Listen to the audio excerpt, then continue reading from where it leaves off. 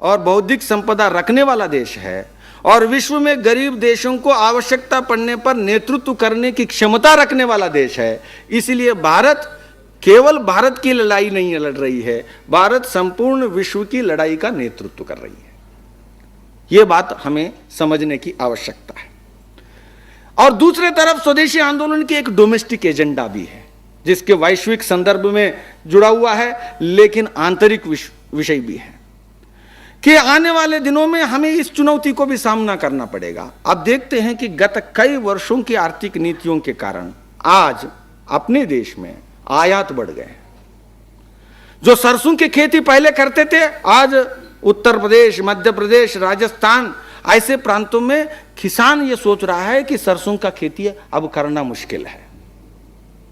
Palm oil आयात बढ़ रहा है और कई प्रकार की तेलों का आयात, जिसको आप खाद्य तेल कहते हैं, उसमें बढ़ोतरी हो रही है।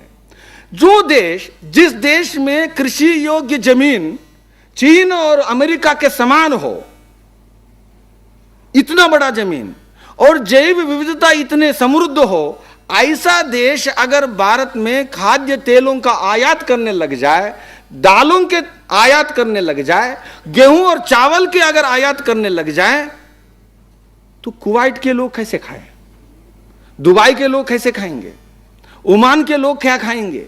और विश्व के जो छोटे छोटे गरीब देश हैं अफ्रीका में और कई जगह, वो लोग क्या खाएंगे?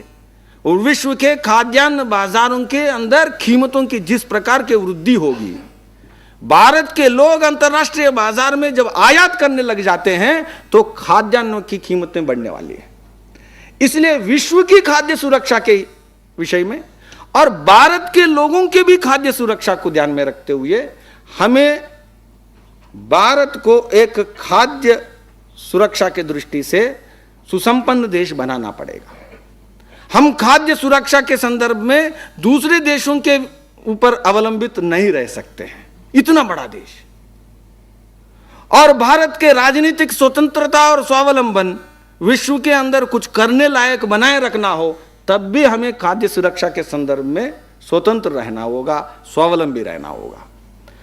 आज हम देखते हैं कि जो औसत खाद्य उपलब्धता है अपने देश के लोगों के पास, हम चीन के मुकाबले में, अमेरिका के मुकाबले में बहुत नीचे हैं और औसत भी घटता जा रहा है। जो 20 साल पहले हर व्यक्ति के लिए जो उपलब्धता है, वो जितना उपलब्धता उससे घटाई है। अब देखेंगे कि हर प्रकार से उसमें, और इसमें पशुधन की जो लिए आवश्यक उपभोग हैं उसकी तो हम गिनती भी नहीं करते हैं। इसीलिए आप गाय और बैल को जब देखते हैं तो 30 साल पहले की जो उसके पास ताकत रही, वो ताकत आज लोग उस पशु के पास आज नहीं है।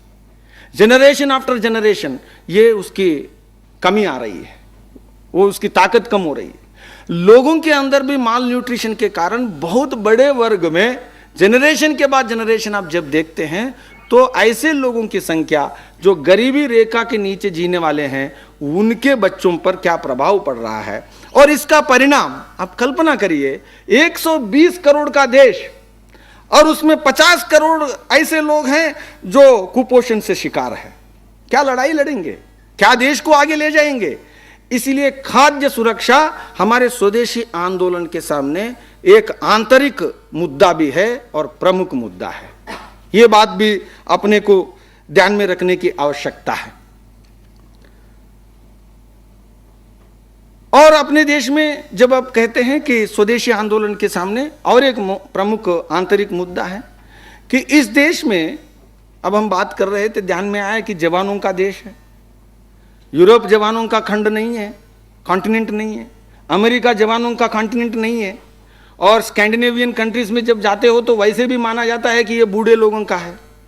भारत में 35 वर्षों के नीचे रहने वालों की संख्या 75% है, यानी इस देश में जवानों की संख्या ज्यादा है। जिस देश में बूढ़े लोग ज्यादा होते हैं तो उसमें सर्विसेज किस प्रकार की चाहिए? तो पोस्ट रिटायरमेंट सर्विसेज और हेल्थ सर्विसेज और सपोर्ट सर्विसेज की जरूरत पड़ती है। यानी ज़्यादा नर्स चाहिए, ज़्यादा हेल्थ सपोर्ट पर्सनल चाहिए, क्योंकि बूढ़े लोग हैं। कुत्ता ज़्यादा चाहिए पालने के लिए, संभालने के लिए मालिकों को। अपने देश में जवानों की जो संख्या ज़्यादा है तो उसको खाद्यान्न ज़्यादा चाहिए, रोजगार ज़्यादा चाहिए, आमदनी ज़्यादा चाहिए, क्योंकि आने वाले दिनों में खपत बढ़ने वाला है, खपत कम नहीं होने वाला है। बूढ़े लोग जिस घर में रहते हैं तो खपत घटता जाता है, दवाइयाँ बढ़ जाती है, और जब जवान लोग कहीं रहते हैं तो खपत जो है वो बढ़ने वाला है। इसलिए भारत को रोजगार देने की जो चुनौती है सरकार के सामने एक प्रमुख मुद्दा है। इसलिए इस रोजगार प्रश्न पर भी सोचना पड़ेगा, ये एक मुख्य मुद्दा है, ये भी अपने को ध्यान में रखना आवश्यक है। और एक महत्वपूर्ण विषय है कि हम जिस प्रकार के विश्व में जो क्लाइमेट चेंज के संदर्भ में या किसी और संदर्भ में जो मुद्दे आ रहे हैं, उसमें हमें स्थायी विकास, सस्टेनेबिलिटी, जिसको भारत के संदर्भ में जो परिभाषित किया जा सकता है, उसको भी हमें ध्यान में रखने की आवश्यकता है। मुझे याद आता है कि मैं जयपुर आया हूं तो एक घटना याद आती है। एक समय में ऐसा हुआ था कि एम.एस. स्वामीनाथन फार्मर्स कमीशन के चेयरमैन थे, तो वो राजस्थान आए थे। मुझे यहीं के कृषि मंत्री उस समय के उन्होंने बताया था। तो जब वो आए थे तो खेती में किसानों के साथ मिलने गए, तो उन्होंने पूछा कि आप यूरिया कितना डालते हो, पोटाशियम कितना डालते हो, पेस्टिसाइड्स कितने डालते हो। तो पूछा तो किसान हिंदी में बोलते हैं, हिंदी से भी बोली में, स्थानीय बोली में बोलते हैं, और स्वामीनाथन अंग्रेजी में बोलते थे। तो स्वामीनाथन महोदय को हिंदी से अंग्रेजी और अंग्रेजी से हिंदी जो कृषि मंत्री और जो वहाँ के जो स्टाफ है वो कोशिश करते थे कि अनुवाद कैसे करते हुए समझाया जाए। तो यूरिया और ये, तो उन्होंने पूछा कि किसान को कि भाई यूरिया पोटाशियम तो आप क्या इतना ज़्यादा क्यों डालते हैं। तो किसान ने कहा कि आपने कहा कि भाई यूरिया इतना डालो, पोटाशियम इतना डालो तो इस ज़मीन से इतना उपज बढ़ेगा। तो हमने देखा बाद में 2 साल के बाद कि उपज थोड़ा कम हो रहा है, तो यूरिया और बढ़ाओगे तो और उसका उपज बढ़ जाएगा। तो भाई 2 ग्राम डालने से अगर उपज इतना बढ़ता है तो 4 ग्राम डालने से उपज और बढ़ेगा। इसीलिए किसान ने भाई बढ़ाना शुरू किया। तो वो चलते चलते हुए उन्होंने कहा वापसी में कि आप यूरिया और पोटाशियम पेस्टिसाइड्स कम करो, थोड़ा गोबर डालो, ऐसा बताया। तो किसान बाद में कहा तो इसमें पहले तो मैं गोबर ही डालता था, और आप कहते थे कि ये गोबर आदमी है, इसको कुछ समझ नहीं है। तो गोबर मेरे हाथों से हटाया और मेरे हाथों में आपने यूरिया और पोटाशियम रखा, और 30 साल के बाद आके मेरे पास आके कह रहे हो कि यूरिया पोटाशियम हाथ से निकालो और फिर गोबर रखो। तो ये एम.एस. स्वामीनाथन जी, आपका कंट्रीब्यूशन यही है क्या? ऐसे राजस्थान के किसान कह रहा है। तो मेरा कहने का अर्थ है कि जो विकास के बारे में जब हम सोचते हैं तो विकास के एक व्यापक अर्थ में, भारतीय अर्थ में हमें इस विकास को सोचना होगा, और उसको देखते हुए हमें भारत को अमेरिका के साथ प्रतिस्पर्धा में नहीं जाना है, यूरोप के साथ प्रतिस्पर्धा में जाना नहीं है। आपका यूरिया कितना खपत होती है, आपका पोटाशियम कितना खपत होती है, आपकी दवाइयों का कितना खपत आप करते हो, तो मैं भी उतना ही, डेवलप्ड कंट्री का मतलब है कि मैं भी उतना खपत करूंगा।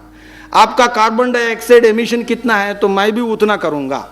यह विकास भारत के लिए संभव नहीं है।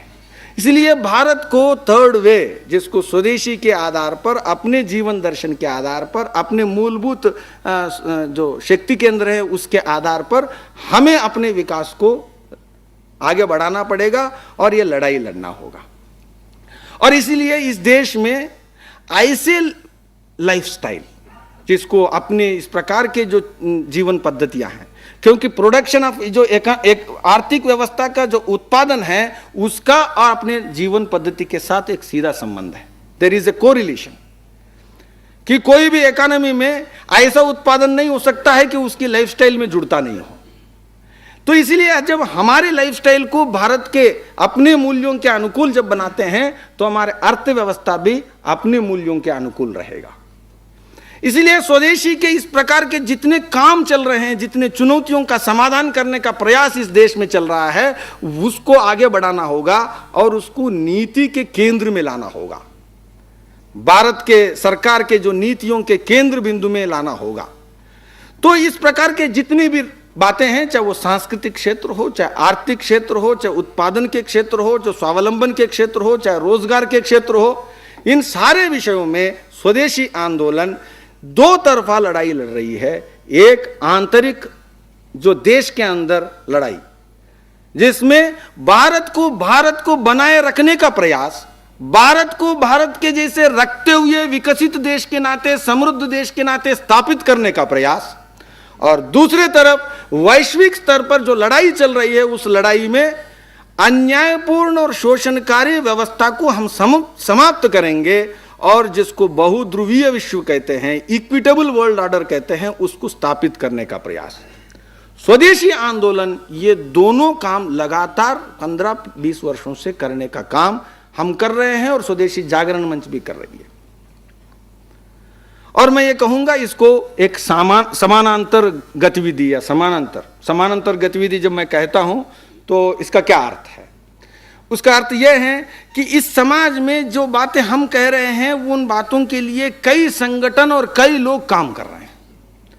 इस देश के अंदर किसान इस देश के देशी खेती को बचाने के लिए लगातार संघर्ष कर रहा है।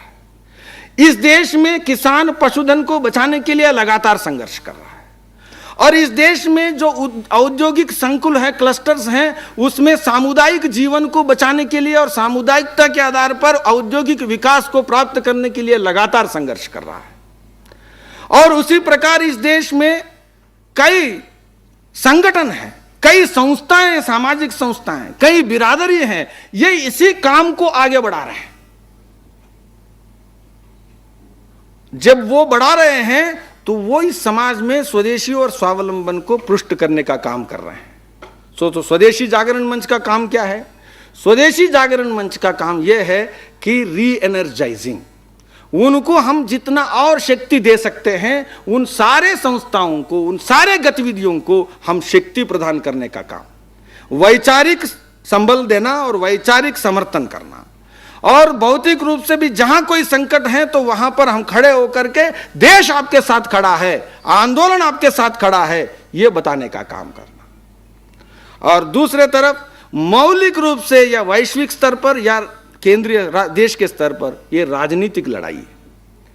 देखिए, ये किसानों की गलतियों का कारण नहीं है कि गांव नहीं बच रहा है, ये सरकार की नीतियों के कारण है।